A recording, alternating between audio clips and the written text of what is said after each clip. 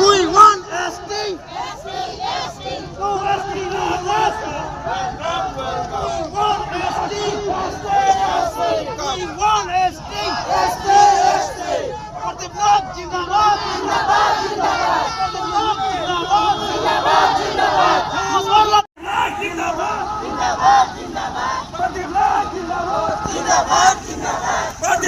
Jindabad.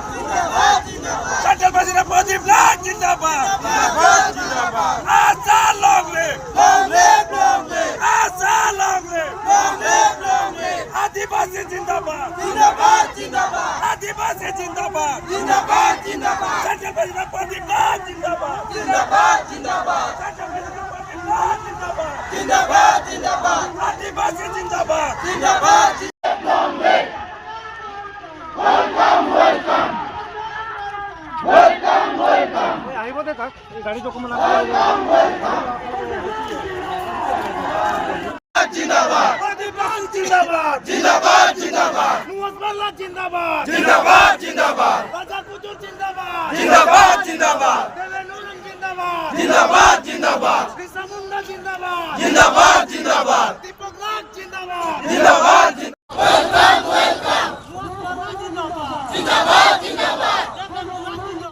सबसे बगरा घर धुबरी डिस्ट्रिक्ट के बगान में घर बनाए खत्म कर दिले वहाँ स्टेडियम गेस्ट हाउस बनाए दिले उकर लगे नहीं कर होना ना बोला तो लेकिन आज हमने आदमी हुई कौन निजर जाइब के निजर खून की जो मरम नहीं करे पारबो then you are not a educated person, you are just book educated.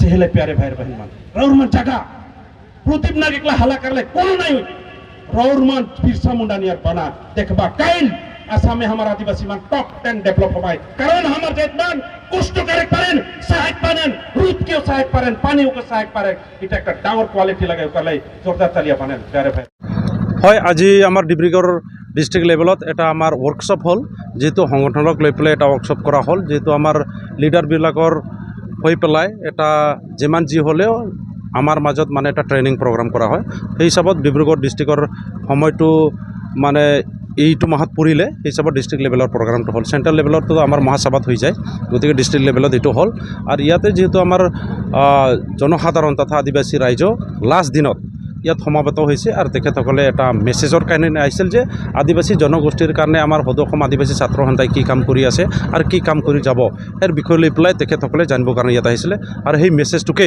আমি ৰাইজক আমি জনাবৰ কাৰণে আহিলোঁ যেহেতু এক নম্বৰ কথা হ'ল আদিবাসীবিলাক সদায় একতা হৈ থাকিব লাগিব 2 নম্বৰত হ'ল আমাৰ সম্পত্তিবিলাকক আমি ৰক্ষণাবেক্ষণ দিব লাগিব আৰু ৰক্ষণাবেক্ষণ দিয়াত আমাৰ চৰকাৰ ফালৰ পৰা ইয়াত সাপোৰ্ট লাগিব আৰু হিচাপত কনস্টিটিউশনাল প্ৰটেকশনটো আমি বিচাৰি আছোঁ যেহেতু আদিবাসীবিলাকৰ মাটিৰ পাট্টা এতিয়ালৈকে পোৱা নাই আজি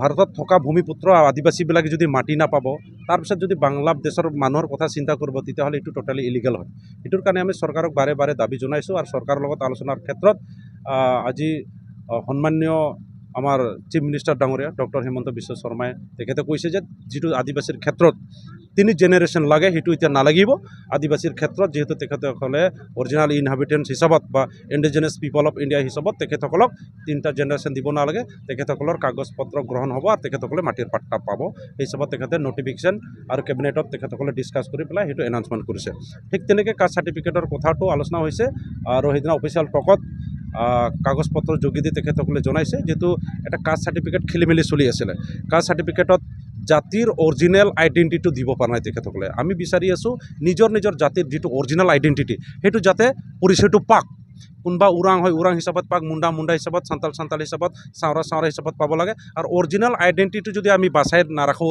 তেতিয়াহ'লে ভাৰতত ইমান জনগোষ্ঠী অলৰেডি শেষ হৈ গ'ল, এতিয়াও যদি যিটো আছে তাক যদি আমি বচাই নাৰাখোঁ তেতিয়াহ'লে নাইকিয়া হৈ যাব। সেইটোৰ কাৰণে আমি চৰকাৰক জনাইছোঁ আৰু তেখেতসকলৰ লগত আমাৰ দুটা ট্ৰাইপাৰ্টি টক হৈছে।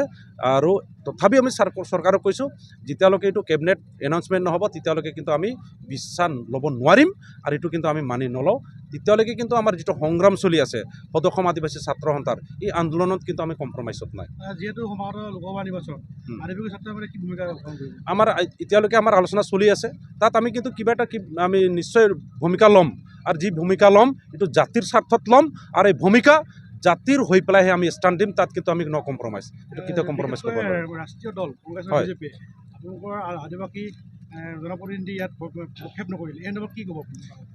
আমি আজি আচাৰ এক ৰাউণ্ড আলোচনা হৈছে, তাত বহুত কথা আহিছে, বহুত ফালৰ পৰা আদিবাসী ৰাইজে কৈ আছে যিহেতু আমাৰ আদিবাসীৰ পলিটিকেল নিজৰ পাৰ্টি নাই আৰু এতিয়া বনাই ল'ব পৰাটো অসম্ভৱ, ইম্পচিবল। তথাপিও এটা চেষ্টা চলি আছে, আদিবাসীৰ পলিটিকেল পাৰ্টি বনাটো বহুত দৰকাৰ হৈ আছে। যিহেতু মানুহ বহুত, আমি 1 কৰোৰ আদিবাসী থাকি পেলাই যদি এটা পলিটিকেল পাৰ্টি বনাব নোৱাৰাটো বহুত লাজৰ কথা। এই হিচাপত চিন্তা চৰ্চা চলি আছে।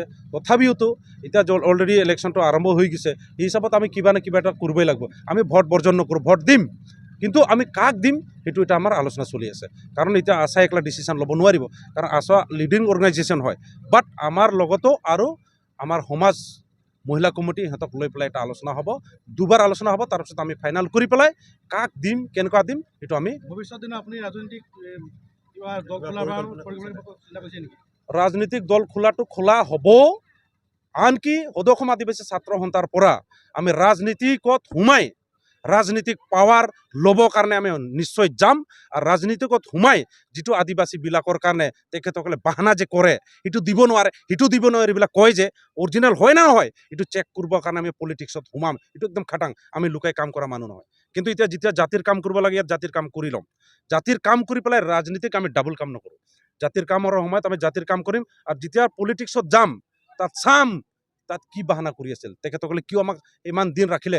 1947 পৰা আজি কমচে কম 77 বছৰ হ'ব ধৰিছে, ST কিয় কৰিব পৰা নাই, মাটিৰ পাট্টা দিব পৰা নাই কিয়, বাগানত থকা আদিবাসীবিলাকৰ কাৰণে ঘৰৰ এটা পাৰ্মানেণ্ট চলিউশ্যন কিয় দিব পৰা নাই, এটা কোৱাৰ্টাৰ নিজৰ নামত কিয় কৰি দিব পৰা নাই, এইটো দুখৰ কথা। কেন্দ্ৰীয় মন্ত্ৰী আমি নিশ্চয় অসম চৰকাৰ কেবিনেট মন্ত্ৰী আছে, একজেক্টলি একো ব্যৱস্থা নল'লে কি ক'ব আপুনি? একদম স্পষ্ট কথা। আমিতো ভাবোঁ তেখেতসকলে কাম কৰিব নোৱাৰিলে সেইকাৰণে টিকেট নাপালে, আৰু এনেকৈ আৰু খেদা খাব।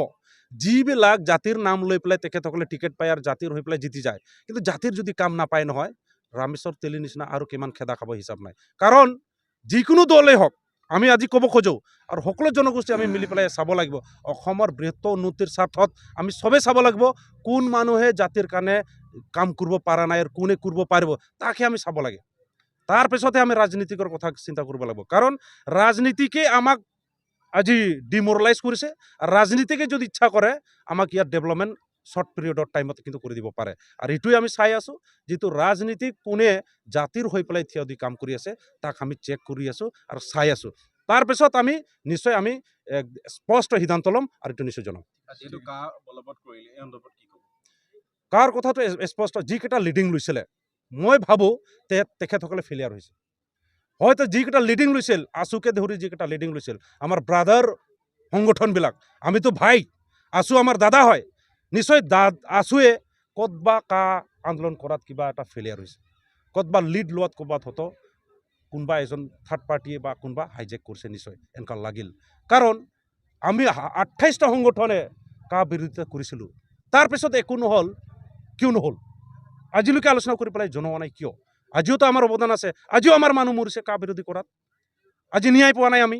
সেইটোৰ কাৰণে আমি ক'ব খোজোঁ ব্ৰাদাৰ সংগঠন আছুৱে ক'তবা ভুল নিশ্চয় কৰিছে, সেইটোৰ কাৰণে আজি চৰকাৰে এইটো চান্স পাইছে। এইটো বেয়া পাইলে আপোনাৰ চিধা কথা, এইটো সেইকাৰণে সদৌ অসম আদিবাসী ছাত্ৰ সন্থাৰ পেলাই আমি একদম স্পষ্ট কৰি দিছোঁ। যিহেতু আন্দোলনৰ সময় 5 জন শ্বহীদ হৈছিলে, মানে আছুৱে ইয়াৰ হেৰি নেকি, তেওঁ আছুৱে মানে এইটো কৰিলে নেকি? নিশ্চয় আমি ক'ব খুজিম ট্ৰান্সপাৰেঞ্চ কিছুমান কথা নহ'ল। নিজেই মই বিৰোধী আন্দোলনত 4-5টা প্ৰগ্ৰামত মই নিজে এটেণ্ড, দিল্লী ধৰ্ণাত মই নিজে আছোঁ।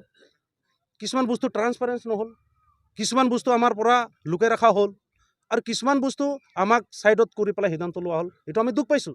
কাৰণ আমাৰ মানুহ মৰিছে না কাৰ কিবা কৰাত। কাৰণ কাৰটো যিটো আমি জানো, যিটো আমি দেখি পাইছোঁ, ইয়াত হয়তো অসমৰ বহুত অনিষ্ট হ'ব পাৰে।